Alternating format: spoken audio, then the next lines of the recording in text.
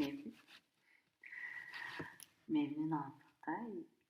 Cette première vidéo, c'est pour te montrer comment jouer.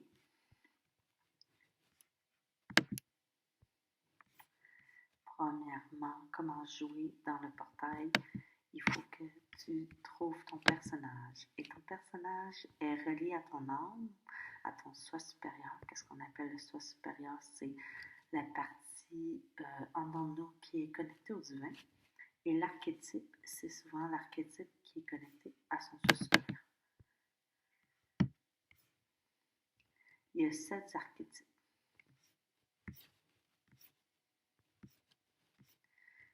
Il y a le roi, la reine, la déesse, le dieu, la magicienne, le magicien, la guerrière, le guerrier, la prêtresse, le prêtre et les incarnés. Les incarnés, c'est, dans le fond, c'est chacun d'entre nous, dans notre âme, on voyage dans plusieurs plans. Et l'incarné, c'est des âmes qui ont aimé certains plans, comme les incarnés élémentaux, les incarnés angéliques. Le portail, c'est un canalisateur de transformation, de quête et d'aventure. C'est quelque chose que j'ai développé au fil des années, dans une période un peu sombre, où j'avais de la misère à me connecter à mon essence, à débloquer ma créativité, à comprendre mon propre mode de fonctionnement énergétique. Et c'était vraiment comme une époque que je ne trouvais plus ma joie, ma couleur. Alors, j'ai développé ça au fil du temps. Et là-dedans, il y a tout plein de techniques de libération émotionnelle. Déjà en partant, quand on se connecte avec son soi supérieur, il y a plein de choses qu'on est capable d'ôter, plein de choses qu'on est capable de réussir à manifester. Puis c'est vraiment comme un jeu complet pour vraiment que tu sois la femme ou l'homme que tu désires réellement être. C'est ça le portail. Dans le fond, les règles de jeu, c'est simple. Il y a un narrateur, puis il y a un joueur. Tu peux jouer seul, faire le narrateur pour toi-même. Dans le fond, le narrateur doit canaliser qu'est-ce qui se passe. Il suit comme les règles de base, qui est de choisir un thème. Les personnages se connectent à leur archétype. Ils choisissent c'est quoi leur archétype. Et on range dans le jeu. Il y a une étape quand même simple qui est dans le guide du voyageur, qui est une des pages dans le jeu, qui est, dans le fond, te connecter à ton cœur. Tu vas dans ton cœur, tu te connectes ensuite à ton soi supérieur.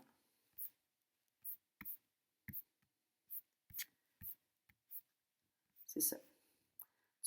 Tu lis les étapes. Dans le fond, on va y aller simple. Le guide du voyageur. Le guide du voyageur, ça sent que les visites dans nos mondes intérieurs et symboles et l'ajustement de nos énergies font résonance dans le monde physique. Tout ce qui se passe dans le portail va faire résonance dans le monde physique. C'est un jeu de développeur personnel. Bon, il y a 12 étapes simples pour y aller. Premièrement, le maître du jeu doit lire le manuel, comment les mondes, les univers et tout. Mais tu peux en rajouter, c'est vraiment juste un guide, les univers et les archétypes. Parce que oui, il y a 7 archétypes, mais c'est 7 lignes d'archétypes. Il y a plein de sous-catégories. Et c'est souvent l'archétype connecté à notre soi supérieur, pas notre archétype connecté à notre moi normal, mettons. Bon, deuxième étape, c'est choisir le niveau de quête à explorer. Quel genre de quête tu veux faire? Est-ce que c'est une quête pour manifester? Est-ce que c'est une quête pour faire ton shadow work? Est-ce que c'est une quête pour connaître tes guides? Est-ce que c'est une quête pour connaître tes dons? Alors, l'introduction, c'est descendre dans le cœur. Connecter à la partie enfant, à ton cœur d'enfant, à ta joie d'enfant, à ton essence pure. Se poser la question, c'est quel archétype qui me représente? Et c'est quel personnage que j'aimais incarner dans mes yeux d'enfant? Quand j'étais un enfant, c'est à quoi que j'aimais jouer? Sinon, faire la méditation d'essence. La méditation d'essence, je vais la faire là avec vous, qui est dans le fond, fermez les yeux et visualisez-vous reculer dans le temps. Enfant, bébé, ôtez toute votre robe. Imaginez-vous une vibration dans l'espace. quelle couleur est cette vibration? Quel état d'esprit vous ressentez? Connectez-vous à cet état d'esprit. Une fois que c'est fait, demandez-vous quel est votre archétype de votre essence. La première chose qui vous vient à l'esprit, c'est souvent la bonne. Une fois que c'est fait, de savoir ancrer dans son archétype, c'est faire sa fiche de personnage. Et le mode du jeu va commencer à animer, qui demandait aux joueurs de visualiser leur lieu d'ancrage, trouver un endroit dans la nature, une montagne, peu importe, un endroit que tu connais. Et tu imagines un portail. Et tu demandes toujours à tes joueurs ou à toi-même, est-ce que tu rentres ou pas? Parce qu'il y a souvent la loi du libre arbitre, puis c'est souvent de décider si on rentre ou pas. Alors on y rentre. Et on se retrouve dans souvent la map, j'ai fait cette map-là qui est le lieu commun. C'est la map qu'on se rejoint tout le temps. C'est important de faire tout le temps par ces étapes. Et ensuite, c'est là que le maître du jeu canalise. Souvent, il va canaliser Gaïa ou des guides qui vont apparaître, qui vont venir en sa tête avec l'énergie du groupe, avec l'énergie du joueur ou sa propre énergie. Et là, le joueur va décider c'est quoi sa quête. Mettons, sa quête, ça serait débloquer, qu'est-ce qui me bloque au niveau financier. Fait que là, il y a un guide qui va arriver, qui va canaliser, puis il va vous proposer une quête qui est d'aller chercher votre coupe sacrée, mettons. Ensuite, vous faites les 12 étapes. Vous décidez d'y aller, vous décidez de battre les 10 monstres qui sont là, qui vous empêchent, qui vous crugent votre énergie, votre temps symboliquement. Ça peut être des rats volants, des lézards volants, peu importe. Vous utilisez toute votre force en dedans de vous. Toute votre force, vous utilisez vraiment toute votre force en dedans de vous. Et c'est ça. Vous utilisez toute la force de votre âme parce que le but là-dedans, c'est pas se donner de limites. Ton âme n'a pas de limites et c'est vraiment ça qui va permettre de voir tous les dons que tu as réellement. Parce que tu lâches prise puis tu es dans l'esprit du jeu. Puis quand tu es dans l'esprit du jeu, ben ça apporte vraiment beaucoup de changements qu'on n'aurait pas eu juste en faisant du développement personnel sérieux. C'est pour ça le jeu. Alors, on va les petits monstres, on arrive dans la taverne, et là, il y a le dragon qui représente notre peur de l'abondance. Et on en combat en utilisant toutes ses forces cachées, en puisant en nous véritablement qu'est-ce qu'on a en dedans de nous. Et là, on reçoit la coupe sacrée de l'abondance. Et là, on l'intègre, on revient, on fait le voyage inverse qui est de revenir à la plaine des joueurs, de revenir dans le lieu de la nature et de revenir dans son corps, prendre 2 minutes, se taponner un petit peu, regarder et intégrer parce que dans les jours qui vont suivre, dans le fond, la quête que tu as faite, il va y avoir des manifestations. C'est s'ouvrir puis se mettre dans l'action puis suivre l'intuition. Puis là-dessus, il va y avoir des formations aussi pour t'aider là-dedans. Alors,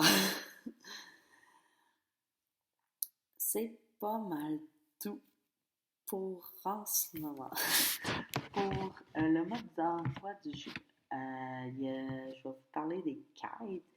Il y a 10 quêtes. La quête pour retrouver la confiance en soi. Ça, c'est une quête vraiment populaire. Des fois, on se sent un petit peu moins en confiance, puis on aurait besoin de savoir toutes les ressources qui vivent à l'intérieur de nous. La quête des dons, qui est de redécouvrir ses dons, découvrir ses dons, aller chercher les dons parce qu'on a toutes les ressources dans nous. Et aussi pour la quête pour connaître ses guides, ses guerriers, si tu veux connaître ton animal totem, mais pas juste que l'animal totem, il y a tes guides fériques, tes guides de Gaïa, tes guides angéliques, toutes sortes de guides en fait, hein. Tes guides pour l'épreuve que tu as à faire, tes guides pour l'abondance, toutes sortes de guides. Et les mondes à l'intérieur. La quête de ton sanctuaire. En dans toi, on a tous chacun un lieu pour puiser de l'énergie, un lieu pour se ressourcer. J'appelle ce lieu-là son sanctuaire. Et souvent, son sanctuaire change en fonction de ton état d'esprit et tout. Et c'est de l'intérieur à l'extérieur, de l'extérieur à l'intérieur, c'est en interdépendance.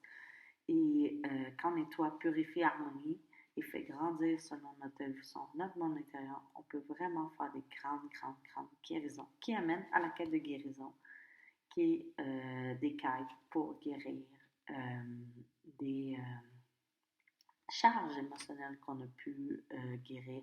Il y a beaucoup de chamanistes dans les quêtes de guérison, dans le sens que on peut beaucoup aller dans le monde chamanique aussi pour faire des répartiments d'âmes, des parties de nous qui ont été détachées de notre corps par des événements traumatisants, des voleurs d'énergie ou peu importe. Ça, on fait beaucoup ça dans la quête de guérison. Les quêtes de manifestation, c'est vraiment de être en relation avec son soi supérieur, être en relation avec, il y a aussi l'archétype de son inconscient. Comme je dis, il y a plusieurs archétypes, mais on joue principalement avec le soi supérieur, mais l'inconscient, on l'utilise dans le shadow work, puis la manifestation. Et c'est ça, dans le fond, j'explique dans la quête de manifestation comment les faire, je vais en faire avec vous. Il y a la quête défi, qui est de relier des petits défis personnels par rapport, je sais pas moi, vaincre sa peur de parler en public. Fait que c'est de faire des quêtes dans ce monde-là, en parlant en public, en parlant en ce moment dans le groupe, et de les intégrer dans la vraie vie, parce que c'est pas juste de le faire dans le monde intérieur, c'est de le faire aussi dans le monde extérieur. C'est vraiment un training spirituel, c'est une école d'initiation en ce moment. Il y a aussi les quêtes de shadow work. Les quêtes de shadow work, c'est vraiment aller chercher les symboles de son inconscient, les comprendre, ces symboles-là de l'inconscient, et de vraiment mettre de la lumière là-dessus, les accepter. Accepter tout notre shadow, apprendre à les accepter pour vraiment comme faire le travail de fond. Parce que quand on est inconscient, ça bouillonne, il n'y a rien de beau qui sort dans le monde extérieur. Il faut vraiment comme aller nettoyer tout ça. Et la quête d'intégration, c'est vraiment comme faire des petites quêtes pour vraiment intégrer ce qu'on a vécu dans les 9 autres quêtes. Les 12 étapes, comme j'ai expliqué, c'était le monde ordinaire. Tu mets l'intention de découvrir, d'améliorer tes mondes intérieurs. Tu ressens l'appel de l'aventure, puis tu commences. Et là, tu décides d'y aller. Alors, là, tu rencontres ton mentor qui arrive, quatrième étape. Cinquième étape, tu passes le. Souvent, il y a un véhicule de lumière qui est le bateau. Alors, moi, j'utilise ça comme mode jeu parce que j'en fais aussi avec vous. Alors, on rentre dans le bateau, là, on fait les épreuves, les alliés, les guides. Alors, le mode jeu va canaliser qu'est-ce qui se passe dans ce voyage-là. Et on approche le cœur de la taverne et on arrive au boss final. On regarde à quoi ressemble ton boss final parce que c'est le symbole de. C'est un de tes symboles. Et souvent, pour libérer les choses, moi j'utilise le EFT, des techniques de libération émotionnelle, des répartiments d'âme. J'utilise beaucoup de techniques pour t'accompagner là-dedans. C'est bon de le faire accompagner parce que, avant tout, c'est un jeu thérapeutique. Ça dépend. Tu peux le faire à plusieurs niveaux. Tu peux le faire au niveau vraiment simple, des thèmes vraiment simples pour toi et tout ça pour juste jouer. Ou tu peux le faire des plus thérapeutiques accompagnés par un coach. Que je vais pour ça. Alors, l'acquisition de ton objet de quête, ensuite d'avoir battu le boss final, tu reçois comme dans tous les jeux vidéo et films, tu reçois l'artefact qui représente le symbole que tu as fait, que tu as puisé dans tes dons, dans ta mission, avec courage. Et là, tu retournes chez toi. Tu renais tranquillement de cette aventure-là et tu retournes, comme on faisait, avec l'artefact. Tu peux dessiner. Je conseille de dessiner, d'écrire dans ton journal qu'est-ce que tu as vécu et de regarder les signes dans la vie. C'est un outil de développement personnel. Si tu as vraiment des problèmes plus graves, conseille un professionnel de la santé parce que c'est vraiment juste pour le développement personnel puis aider comme à te reconnecter avec ton essence. Fait que, dans le fond, le jeu utilise la catégorie de Campbell, des techniques de libération émotionnelle, le tapping, le journaling, le shadow work, le rapportement d'âme. Aussi, ça utilise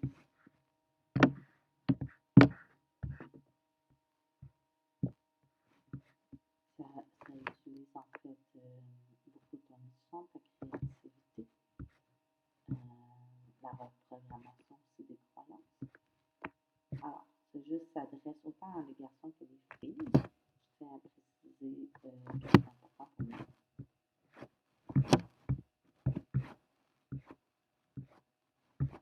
Alors, les archétypes, il y a le roi, la reine. Choisis l'archétype du roi et la reine. La reine, c'est vraiment comme celle qui est dans le corps, celle qui est dans sa puissance, autant que le roi, celle qui est dans son leadership, celles qui sont aussi spirituelles, c'est des visionnaires. C'est vraiment le roi, la reine, sont des leaders. Sont beaucoup aussi dans leur vision. Leur vision, c'est exactement dans leur vision. Et ils ont des hauts standards. Et est-ce que tu te retrouves dans le roi et la reine? Magicien, c'est celui qui connaît le monde énergétique, qui maîtrise le monde énergétique. Souvent, tu as beaucoup d'intuition. Il y a plusieurs catégories, comme le chaman, la sorcière, l'enchanteresse. C'est l'archétype qui maîtrise les énergies sous toutes les formes.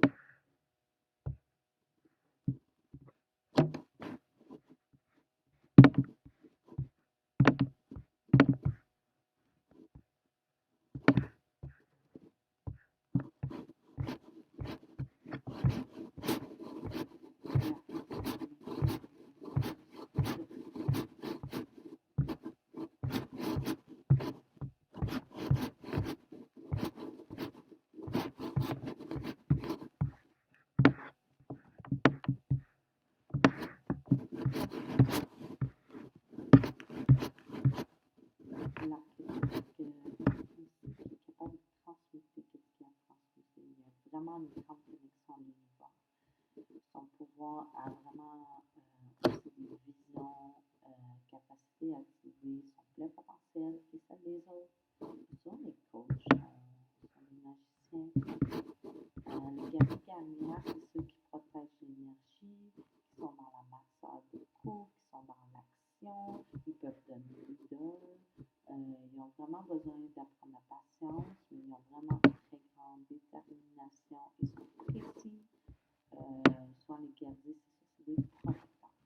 Et le prêtre, la prêtresse, la prêtresse, je l'appelle souvent la gardienne sacrée, parce que c'est vraiment une gardienne sacrée. Comment tu vois, souvent, ça peut être des femmes qui élèvent leur enfant par eux-mêmes. C'est aussi simple que ça, mais pour elles, c'est sacré. C'est vraiment comme des jardinières sacrées, comme j'aime les appeler. Ils sont venus enseigner sa sagesse, d'éveil, conscience divine. Sont des travailleurs de lumière, des guides d'ascension, des guérisseuses, des femmes médecines. C'est vraiment des protectrices du sacré. Elle se dévoue, elle est au service. Le prêtre aussi, la même chose. Ils sont vraiment au service de l'énergie. Peu importe quelle énergie, ça peut être l'énergie de la vie, l'énergie sacrée. Les déesses et les divins, c'est vraiment ceux qui sont dans leur corps, dans leur plaisir, dans leur sensualité, dans leur puissance.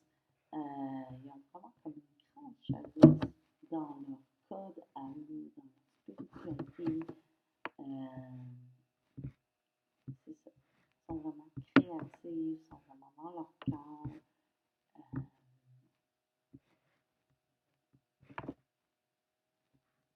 Vraiment dans le plaisir, ils sont émotifs. Comment tu verrais le Dieu, ta déesse? Gardienne, c'est vraiment ceux que leur âme a choisi de garder une telle énergie, comme une énergie de connaissance, ou une énergie de protection, une énergie de guérison. Ils sont vraiment là pour garder les énergies. Dans le fond, c'est un peu comme les magiciens, ils ont maîtrise du monde énergétique, mais ils gardent plus qu'ils jouent avec les énergies. C'est différence.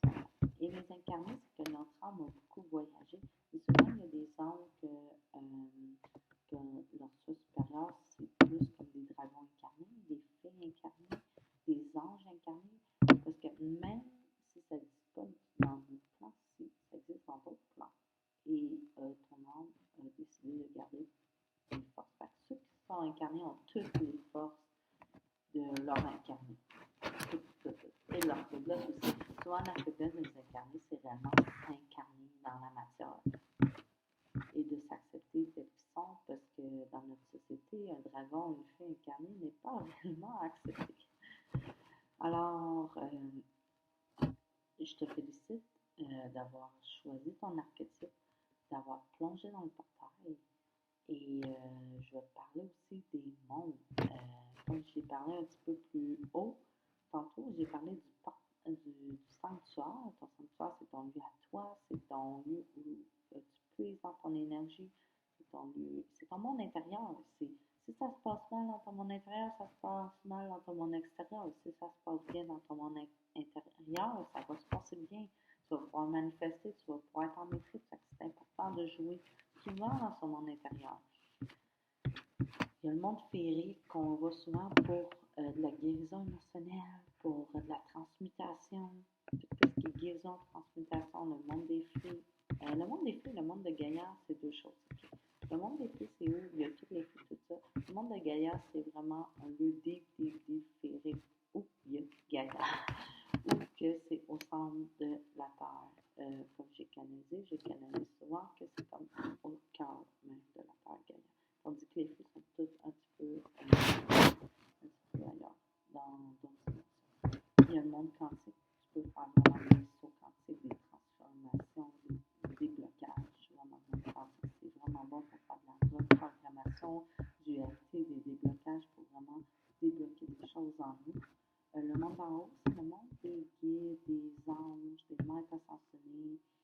C'est souvent là qu'on peut voir aussi des visions, qu'on peut se faire guérir par un aide. Le monde chamanique, c'est plus quand tu veux découvrir avoir des visions avec les animaux autour de toi, que tu veux comprendre certaines choses dans ta vie de façon chamanique. Souvent, les voyageurs chamaniques vont que dans ce monde. Alors, la route galactique des mondes parallèles, c'est vraiment quand on prend le véhicule lumière pour s'en aller, on prend cette route-là et on peut rencontrer des voyageurs ou plein d'autres choses. Mais inquiétez-vous pas, quand on voyage, on apprend, je vous apprends vraiment à vous protéger, vraiment à ne pas aller n'importe où. C'est pour ça que j'ai fait des maps, pour vraiment comme rester centré à des places où vous pouvez vraiment débloquer, guérir et tout ça. Et le parcours des quêtes, c'est fini. J'ai pas mal tout expliqué qu'est-ce que j'avais à expliquer dans cette vidéo. Et je suis vraiment honorée que tu t'es choisi en ce moment, que tu as décidé de comprendre ton propre mode de fonctionnement énergétique. Parce qu'en comprenant en comprenant et en intégrant et en jouant, en rentrant en relation avec son soi supérieur, ça débloque vraiment beaucoup de choses. Ça permet de manifester, de faire des sauts quantiques. Puis vraiment, en connaissant aussi son univers intérieur, ça permet vraiment de comprendre des choses sur nous, mais plus que comprendre, de vraiment les intégrer, puis vraiment passer au next level. Puis c'est en jouant, en étant dans l'approche du plaisir. Avec le plaisir, on peut vraiment transformer les choses. Parce que, est-ce que tu transformes les choses quand tu es juste comme non, forcer? Non. Tu sais, le jeu de portail, c'est beaucoup avec l'énergie féminine. C'est une énergie féminine structurée. J'ai structuré les mondes, j'ai structuré les archétypes pour que tu puisses vraiment naviguer de façon juste et claire. Parce que souvent, moi, je faisais des méditations guidées. Okay? Je faisais des voyages chamaniques et c'était de big party. Je me promenais, me garochais d'un bord puis de l'autre, puis une méditation guidée.